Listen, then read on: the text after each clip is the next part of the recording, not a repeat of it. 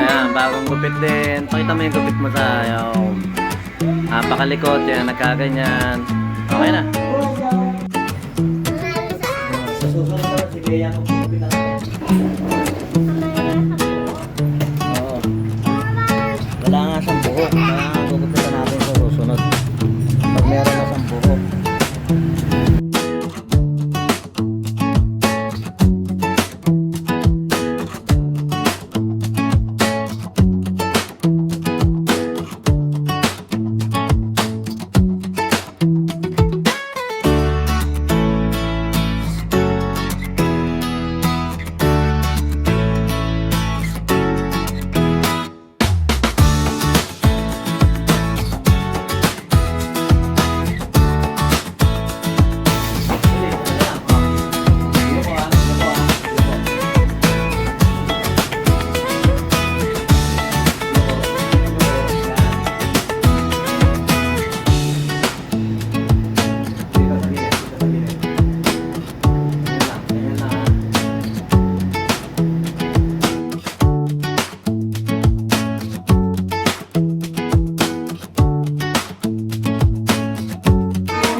Bagong gupit din. Pakita mo yung gupit mo sa yung pakalikot. Yan, nagkaganyan.